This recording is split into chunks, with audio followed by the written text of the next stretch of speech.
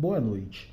Prosseguindo com as nossas leituras sobre teoria geral da administração, dentro do tema A Teoria das Relações Humanas, vamos neste vídeo compreender um pouco mais sobre a crise econômica norte-americana a partir da quebra da Bolsa de Nova York, 1929, crash da Bolsa de Nova York. Quebra da economia financeira norte-americana. E como os Estados Unidos na época já eram o grande motor econômico global, várias outras economias mundo afora também quebraram. Primeiro texto, na verdade, fragmento de um artigo publicado no portal Brasil Escola, UOL. Os Estados Unidos antes da crise econômica. Década de 1920. Antes da crise de 1929 estourar, os Estados Unidos já ocupavam o posto de maior economia do mundo. Antes mesmo da Primeira Guerra Mundial, a economia americana já possuía indicadores e índices e indicativos que comprovavam essa supremacia. E os eventos da guerra só acentuaram a posição de potência econômica internacional dos Estados Unidos da América. Em virtude do rápido crescimento da economia americana após a guerra, a década de 1920 foi um período de grande euforia econômica, o qual ficou conhecido como Roaring Twenties, traduzido para o português como Loucos Anos 20.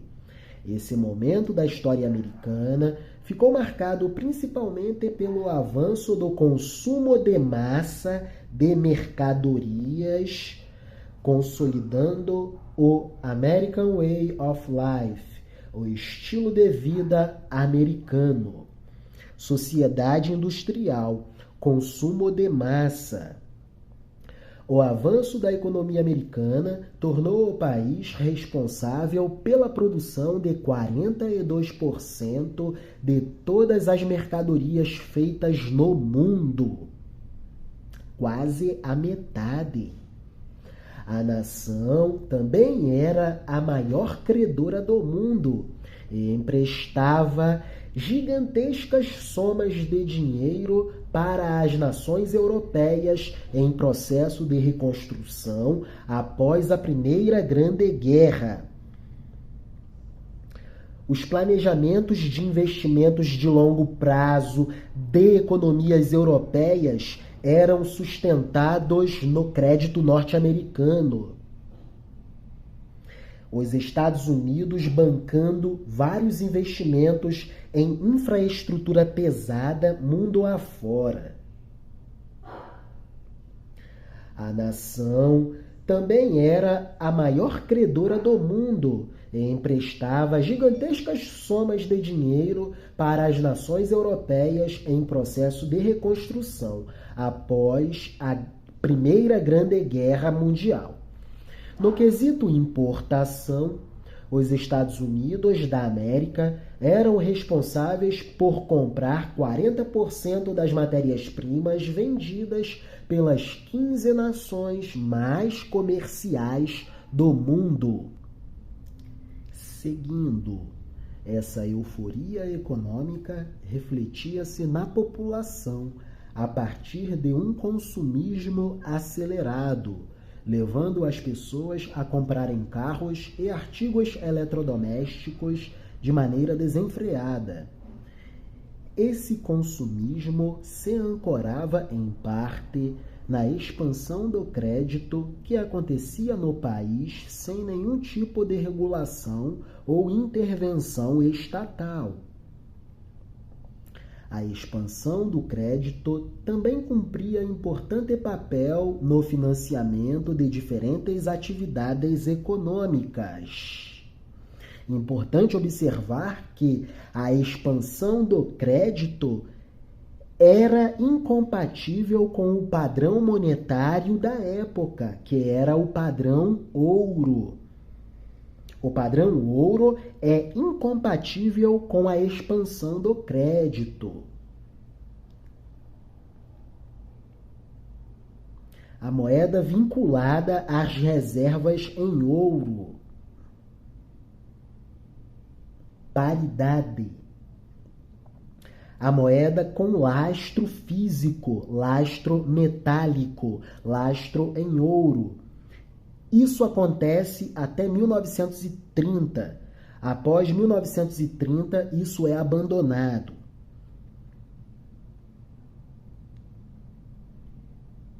Com esse quadro, os Estados Unidos da América viviam um momento de pleno emprego e rápido crescimento industrial.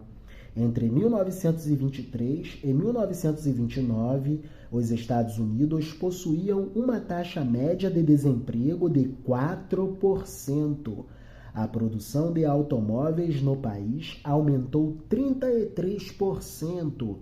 O número de indústrias instaladas no país aumentou por volta de 10%.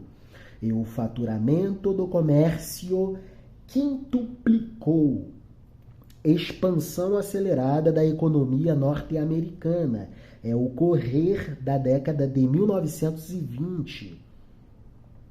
Por causa do boom econômico e da onda de euforia, as pessoas passaram a investir e a aplicar de maneira intensa no mercado financeiro, disparando a especulação financeiro-monetária. O volume de negócios no mercado financeiro norte-americano se acelerou absurdamente. Durante a década de 1920, os investimentos e aplicações financeiras nas ações das empresas na Bolsa de Valores de Nova York tiveram saltos consideráveis. Euforia nos mercados financeiros norte-americanos. O sentido de especulação financeira aqui está relacionado com pessoas que compravam ações na bolsa esperando que elas se valorizassem para logo em seguida revendê-las. Esse processo fazia com que os valores das ações aumentassem, pois havia muitos compradores e criava-se uma falsa sensação de prosperidade. A continuidade desse falso cenário de prosperidade financeira e a superprodução industrial resultaram na quebra da economia americana. As expectativas para o crescimento da economia são excelentes. Logo, pau na máquina. Vamos produzir. E vamos negociar as nossas ações de modo a sempre valorizá-las. Esse era o contexto. Vamos para outro texto.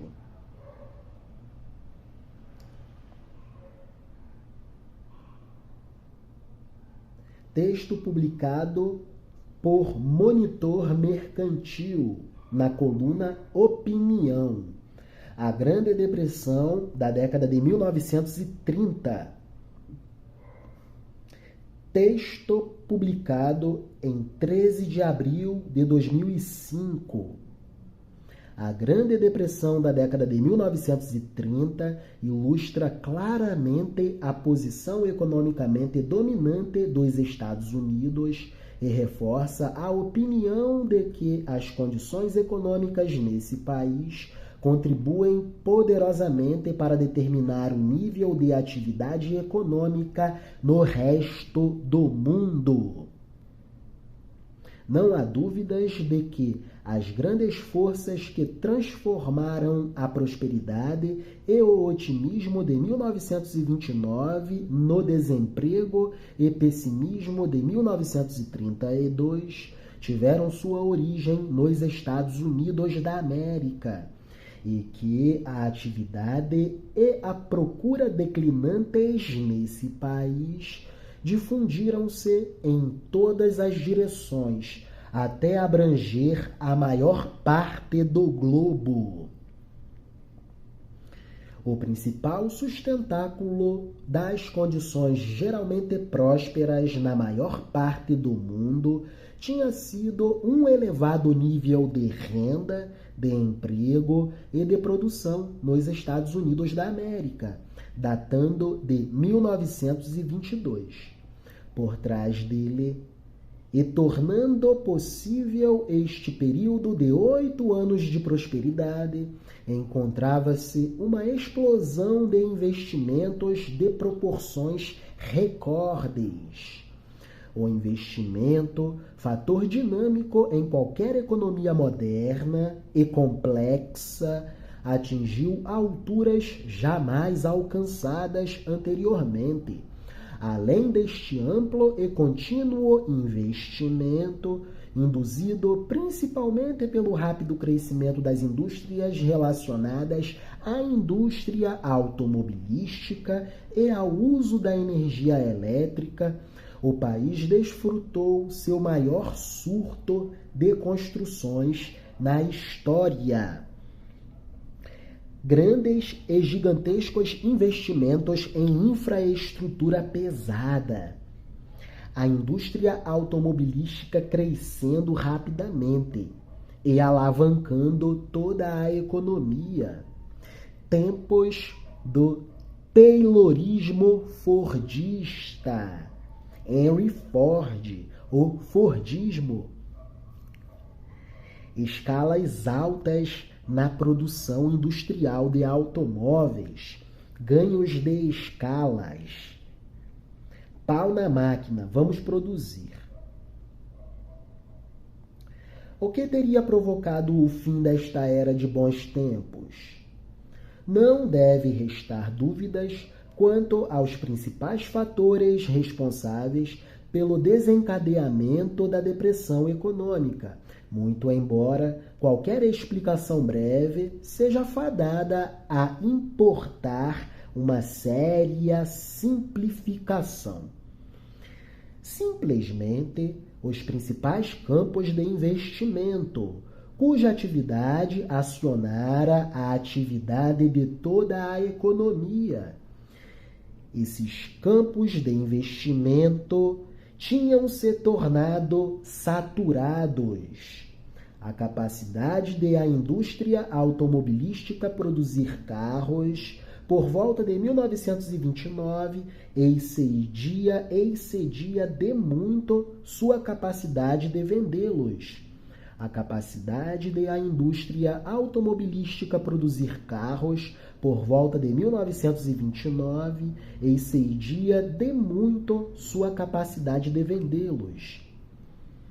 Muitos outros produtores de bens duráveis enfrentavam situação semelhante e encontravam sérias resistências às vendas no início de 1929.